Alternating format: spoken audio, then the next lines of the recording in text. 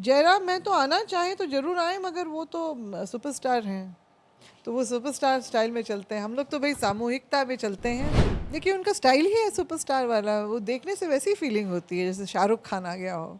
मतलब जिस तरह से आना, और एकदम अभी तो खैर बंद हुआ है, मगर शुरुआती दौर में वो था कि आके सीधा स्कॉर्पियो की छत पे चढ़ जाना और बस अपने में ही बात करना, जनता से मतलब बोलना और चले जाना। जनता से मैंने तो कोई लगाव नहीं। कई बार देखा है कि आपको पैर छू के प्रणाम हाँ वो भी हुआ है, वो भी हुआ है क्योंकि या फिर उनकी लोकप्रियता देखकर डर जाती। नहीं क्यों, जब और मगर वो फिर हमारे साथ क्यों नहीं चलना चाहते, बाकी लोग के साथ क्यों नहीं चलना चाहते, घुलना मिलना नहीं है बाकी लोगों के लगता साथ। है कि गीता श्री उरांव के साथ इसलिए नहीं चलना चाहते हो क्योंकि आप तुरंत तुरंत पार्टी बदलती हैं फिर इधर आ जाती हैं। तुरंत कांग्रेस छोड़ के आई, फिर अमित महतो के साथ मिलके बनाई, फिर उधर छोड़ के आई, अभी फिर बना रही हैं। आपको, आप ये किस आधार पे कह रहे हैं कि वो पार्टी हमने बनाई? आप थे ना वहाँ पे। अरे भाई थे, जब मीटिंग के नाम से अगर आप उसको पार्टी स्थापना समारोह बना दीजिएगा बिना सूचना के, बिना आप विचार विमर्श के, बिना आप सहमति लिए, तो उसमें मेरी सहभागिता कहाँ थी? हम तो छोटा भाई अमित हैं, अमित महतो हैं, उन्होंने बुलाया है मीटिंग 24 जिला से। बहुत लोगों ने यही महसूस किया था, बाकी लोगों को भी यही पता था, जो उनके सिर्फ कोर कमेटी होगी। आप तो मैडम इतनी पढ़ी लिखी हैं, शिक्षा मंत्री रह चुके हैं, आपको एहसास हुआ तो उसी समय बोल सकते हैं। ये जो समिति बना है इसमें अमित महतो को नहीं, अब तो वो अलग पार्टी बना चुके हैं। किसी पार्टी से जुड़ जाना, अगर मुद्दा एक ही है उससे लड़ रहे हैं तो इससे क्या आपत्ति हो सकती है? जैसे बहुत मतलब ये आपके लिए पारिवारिक सवाल ही हो जाएगा। आप खुद कांग्रेस में थी, अभी इधर लड़ रही हैं, आपके परिवार में ही लोग बीजेपी से अगर जुड़े हैं तो उससे फिर क्या दिक्कत है? मेरा सोच अलग है। देखिए अब आप बोलिएगा कि पति हैं तो पत्नी क्यों नहीं है, वही तो सवाल की मतलब उनको नहीं समझा। वो हम लोग डिफरेंट इंडिविजुअल हैं, हमारा सोच विचार अलग हो सकता है, उनके सोचने का, निर्णय लेने का तरीका अलग है। ये सवाल मैडम हम इसलिए पूछें क्योंकि किसी एक व्यक्ति के साथ किसी अन्य व्यक्ति को खड़ा होता देख किसी स्पेशल पार्टी का सर्टिफिकेट दे देना ये आसान होता है, क्योंकि आपको भी ऐसा बोला जा सकता था कि आपके परिवार में बीजेपी के लोग हैं, आप भी बीजेपी की तरफ से। पूर्व शिक्षा मंत्री गीताश्री उरांव की अध्यक्षता में पिछले दिनों झारखंड समन्वय समिति की एक बैठक हुई थी और इस बैठक में कई अहम मुद्दों पर चर्चा हुई और तय हुआ कि ये समिति कैसे इन मुद्दों पर आगे काम करेगी। स्वयं गीताश्री उरांव इस वक्त हमारे साथ है। गीताश्री उरांव झारखंड समन्वय समिति की संरक्षक भी हैं और सूर्य सिंह बेसरा इसके अध्यक्ष हैं। ये तमाम जो पॉइंट हैं, संयोजक हैं आप, ये 10 पॉइंट पर आप लोग काम कीजिएगा। नहीं, ये पहला चिंतन मंथन जो शिविर हुआ ना, उसका ये निचोड़ आया है, उसका ये निष्कर्ष निकला है कि किस तरह से हम लोग अब आगे बढ़ेंगे। और सारा प्रारूप इसमें आप देख रहे हैं जिस तरह से ये तैयार हुआ है कि एक सदस्यता अभियान वो भी करना ज़रूरी है, ताकि हमारे जो अपनी जो प्रारूप है उसको आगे कैसे हम लोग जनता तक कैसे पहुंचाएंगे, मिलाकर झारखंड से जुड़े जितने मुद्दे हैं उस पर उस पे हम लोगों का होगा। और इस समिति से कौन कौन लोग जुड़े हैं जिन चेहरों को हम लोग जानते हैं? मैंने बेसरा जी का नाम लिया, मेरा मैं हूँ, और मोहम्मद सफ़ी, इमाम सफ़ी हुए, और भी हमारे कई लोग जो हैं यहाँ पर हैं, जो आप देख रहे हैं, सहदेव कुमार हैं यहाँ पर, और घनश्याम महतो जी हैं, और ये लोग सब अपना एक संगठित रूप से अपना ये लोग लोगों के बीच में रहते हैं। देवेंद्र हैं, देवेंद्र नाथ महतो भी हैं इसमें, तीरथनाथ भी हैं इसका हिस्सा हैं, विकास महतो भी इसका हिस्सा हैं, और जो है हम लोग और कौन कौन है, और जयराम महतो। जयराम मैं तो आना चाहे तो ज़रूर आए, मगर वो तो सुपरस्टार हैं, तो वो सुपरस्टार स्टाइल में चलते हैं। हम लोग तो भाई सामूहिकता में चलते हैं।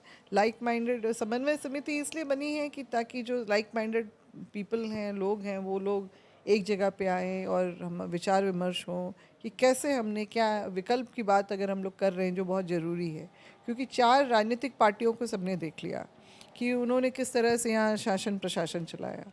अब जो है जनता इस बात को तो निश्चित रूप से समझ गई है कि जो हमारे अधिकारों का हनन होता रहा है और हमें हाशिया पे हमेशा रखा गया, और जो ये जितने राजनीति जो प्रतिनिधि जो बनते हैं वो सिर्फ माला माल होते रहे, तो इस सब चीज़ों को हटा के सफाई करके, और हमने इसमें अगर आपने देखा होगा तो इसमें राइट टू रिकॉल का भी वो किया है कि जो हमारे जो प्रतिनिधि जो जिन विश्वास मत लेके जो सदन तक पहुंचते हैं, तो वो नीति निर्धारण पे उनका ध्यान नहीं रहता है, कानून बनाने पे ध्यान नहीं रहता है, उनका सिर्फ पुल पुल या डैम पे ही ध्यान रहता है।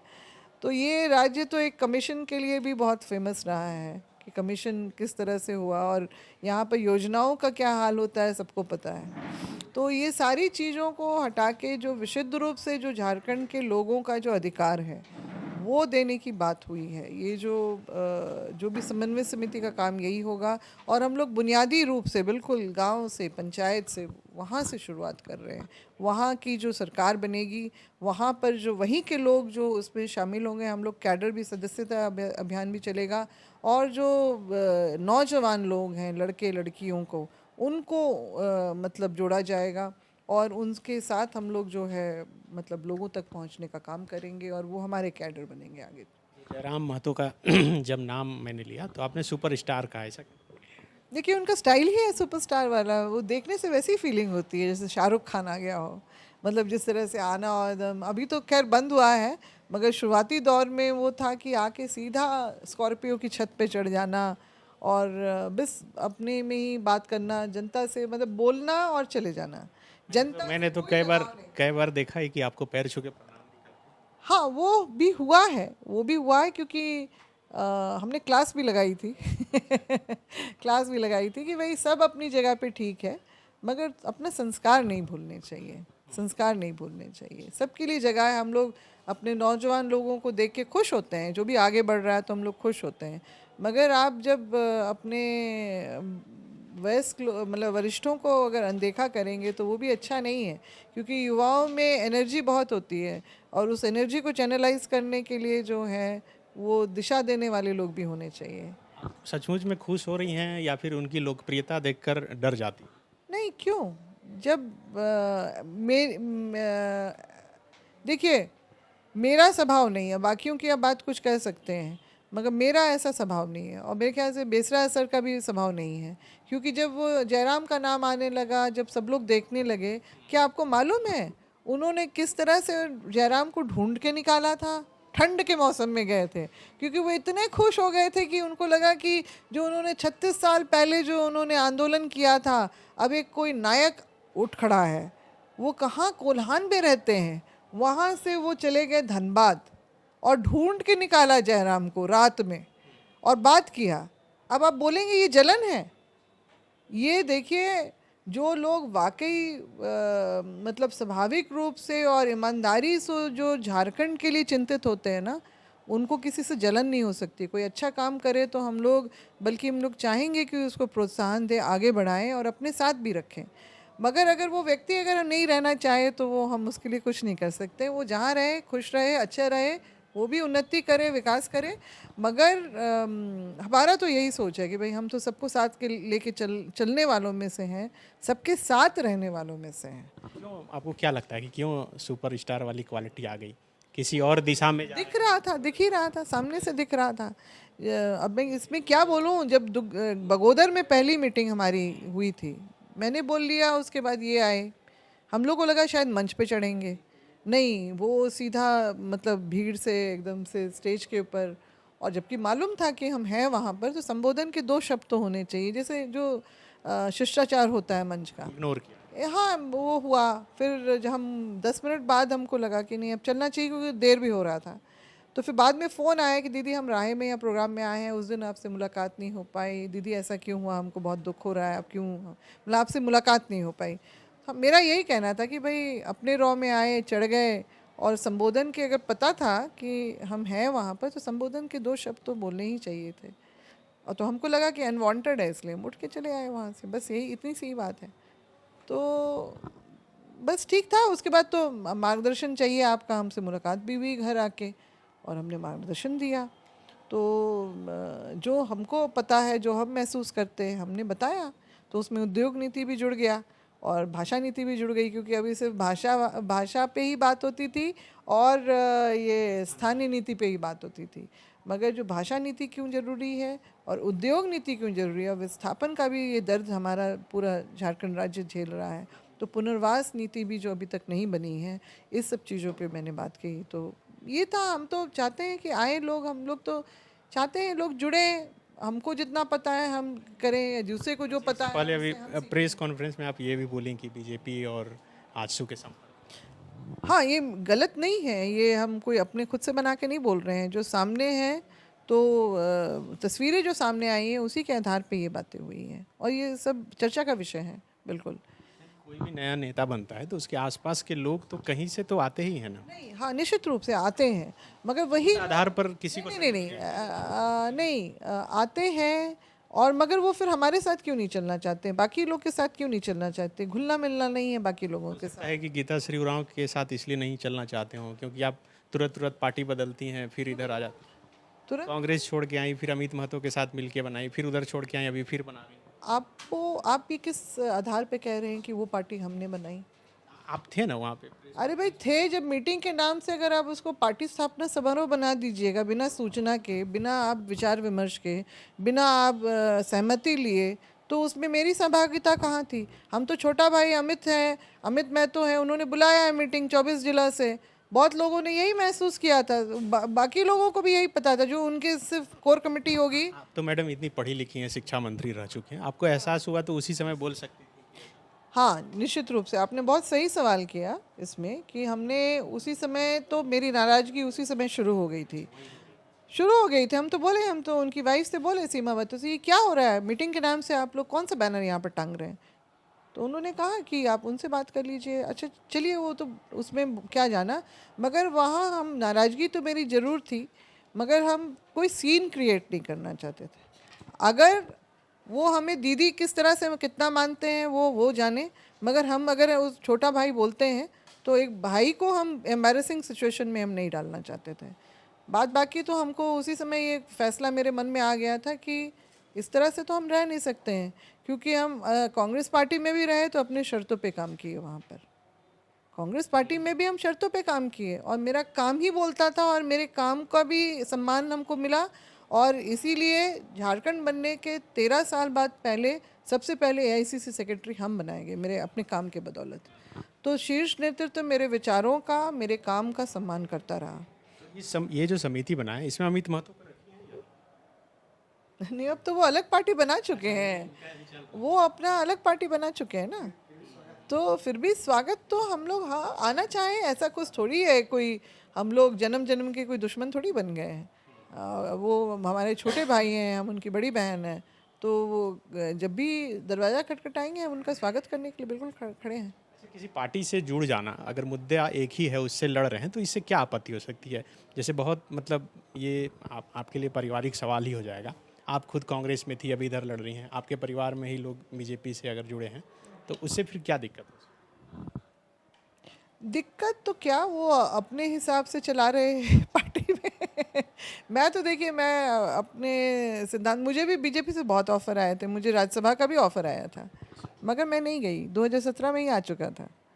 तो मगर फिर चुनाव, विचारधारा से कहीं समन्वय नहीं बैठता है, समन्वय नहीं बैठता। हम अपने सिद्धांतों से कॉम्प्रोमाइज़ कभी नहीं किए, कर भी नहीं सकते हैं।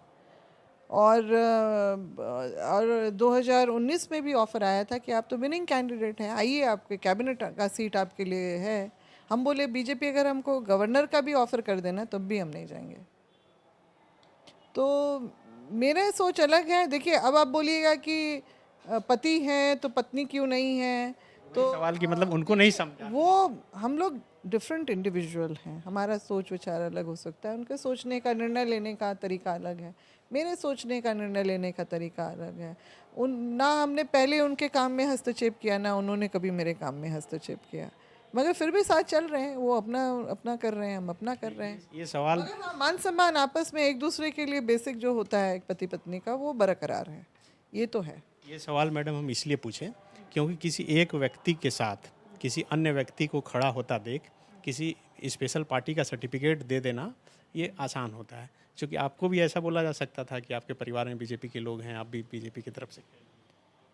हाँ हुआ ही, हम तो जब जैसे कांग्रेस पार्टी हम छोड़े ना, तो पेपर में अपने से अब तो ये जरूर जाने वाली हैं, बीजेपी ज्वाइन करने वाली हैं।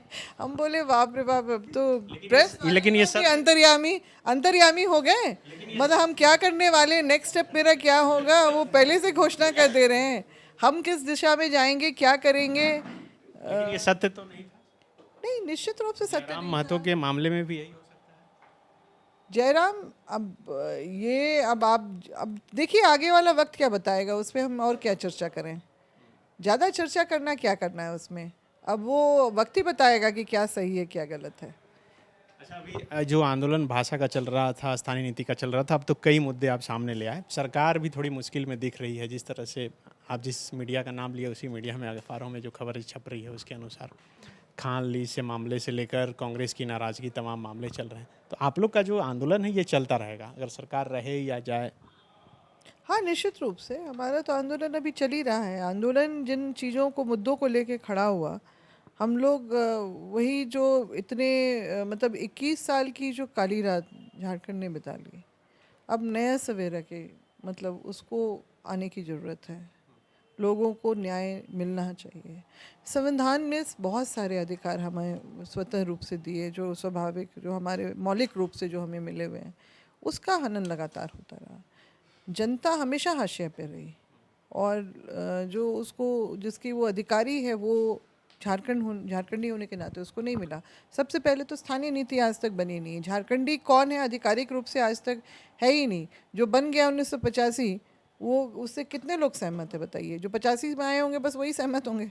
और उससे पहले जो हैं, जो खतियान आधारित लोग, जो खतियानधारी लोग हैं, उनका क्या? उनके साथ तो अन्याय हो रहा है ना इतने वर्षों से। जैसे कि फॉर एग्ज़ाम्पल 2011 में जब भाषा का जो राजभाषा देने का था, मैं उस समय भी मेरा विरोध था गैर झारखंडी भाषाओं को लेके। उसमें बंगला उड़िया भी था। तो उसमें आए लोग, उन्होंने मुझसे सवाल किया कि आप क्यों बंगला भाषा का क्यों वो कर रही ना। हम बोले कि ना हमको बिहारियों से कोई दिक्कत है, ना बंगालियों से है, ना उड़िया वालों से। वो अपने घर में क्या कर रहे हैं, अपने राज्य में क्या कर रहे हैं, हमसे उसको कोई, हमको वो नहीं है। हम यहाँ जो हम हमारे हक अधिकार के लिए जो हमारा झारखंड बना, हम सिर्फ अपने हक अधिकार की बात कर रहे हैं। जो हमारे अपने जो कि एक राज्य बना, हमारी अपनी भाषा, परंपरा, संस्कृति, मनोवृत्ति को लेके जो बना, आखिर बिहार से अलग हुआ पश्चिम बंगाल, कहीं ना कहीं तालमेल नहीं बैठता था। तभी से छटपटाहट शुरू हो गई थी अलग झारखंड राज्य के लिए। तो ये सारा कुछ जो है इतना लंबा सिलसिला चला, और आखिर जब मिला तो फिर वो सबसे पहले तो यही सब चीज़ें होनी थी। स्थानीय नीति अगर खतियान आधारित जब जो बिहार में लागू है, उसको यहाँ पर असंवैधानिक कैसे कर दिया गया, कोर्ट में स्टे लगा दिया गया। अब आप सोचिए ना, अन्याय तो और गलत असंवैधानिक काम तो उसी समय से हमारे खिलाफ शुरू हो गया था। उसके बाद बिहार की बोलियों को यहाँ पर जो है यहाँ पर सरकारी प्रक्रिया में समाहित करने का, वहाँ के लोगों को न्याय दिलवाने का, जो रोजी रोटी के लिए यहाँ पर आके बसे उनके लिए। मगर ये लोगों को ये बात का कोई जिक्र नहीं होता है कि जब राज्य का विभाजन हुआ तो बिहार सरकार ने त्वरित कार्यवाही करते हुए एक अधिसूचना जारी की थी कि जो संताली, मुंडारी, कुड़ुक और हो जो है, इनकी पात्रता राजभाषा के प्रति बनती थी, वो आज के डेट से निरस्त की जाती है। वो बिल्कुल स्थापना के, या तो वो 14 तारीख था या 16 तारीख था, ये निरस्त कर दिया गया। तो जो सदियों से हमारे जो आदिवासी समुदाय यहाँ वहाँ पर बसे हुए हैं, क्या उनके साथ अन्याय नहीं हुआ? क्योंकि राजभाषा का दर्जा, यानी ना वो पढ़ लिख सकते हैं, कुछ भी नहीं कर सकते वहाँ के, उनका भाषा का विकास हो ही नहीं रहा है। वो तो लोग अपने बलबूते पे कर रहे हैं वो जो कर रहे हैं, मगर सरकारी संरक्षण नहीं है वहाँ पर। तो आप एक जगह तो आप ये देखते हैं कि इस तरह का न्याय हो रहा है, और वहीं के लोग आके बोलते हैं कि हमारे साथ, हमें न्याय मिले, हमें संवैधानिक अधिकार मिले। तो ये तो बिल्कुल ही गलत है। बस एक आखिरी सवाल, आप लोग जो इतने टुकड़े टुकड़े में बट रहे हैं और इतना मतभेद और मनभेद दोनों देखने को जो मिल रहा है, आपको नहीं लग रहा कि एक सुंदर जो आंदोलन शुरू हुआ था वो बहुत कमज़ोर पड़ गया? नहीं, कहीं से भी नहीं। कहाँ, कौन बैठा है बताइए? कोई भी तो नहीं बैठा है। कोई बैठ गया क्या? एक पहले कोई भी नहीं बैठा है। पहले सभी एक चीज़ के लिए लड़ते थे, अब सब अपने अपने के लिए लड़ते नहीं नहीं, अपने अपने के लिए वो ठीक हो सकता है, पर्सनल एजेंडा किसी किसी का कहीं शामिल हो, मगर मुद्दे तो सबके वही हैं, एक ही हैं बस। मगर हमने खतियान है, खतियान आधारित स्थानीय नीति है, आपका भाषा नीति होना चाहिए, नियोजन नीति खतियान आधारित होनी चाहिए, उद्योग नीति होनी चाहिए, विस्थापन नीति और पुनर्वास की नीति होनी चाहिए सर, जिसको अभी जो मैं बोलती रही उसको फिर अभी सदन में उसको आयोग भी बन गया उसके ऊपर। तो ये सारी चीज़ें हैं जो निश्चित रूप से हमें चाहिए, और उसी हिसाब से होना चाहिए। कोई भी बैठा कहाँ कहाँ आंदोलन कहीं से भी बंद नहीं हुआ है। अच्छा है ना, जयराम उधर धनबाद का वो मोर्चा संभाले हुए हैं। आप तो इतना बोल के उसे कमजोर इसलिए नहीं, वो तो देखिए, बातें तो जो आप लोग बोल रहे हैं कि आपने ही सवाल किया तो हमने जवाब दे दिया उसका, मगर जयराम जयराम है, वो अपने हिसाब से चलते रहेगा। मेरी शुभकामनाएं हैं उसके साथ, मेरा छोटा भाई है। और जो सच्चाई है बस वो आपने मेरे से सच्चाई पूछी, मैंने अपनी बता दी, और जो दिखा उसके बारे में बात की हमने, बस यही है। और तो कुछ है ही नहीं। आंदोलन रुकने नहीं वाला है, ये तेज होता जाएगा, हर दिशा में जाएगा, हर दिशा में चल रहा है, और फिर इसका अंजाम तक पहुंचेगा निश्चित रूप से। बहुत शुक्रिया। TheFollowUp.in. Like, share, and subscribe. www.thefollowup.in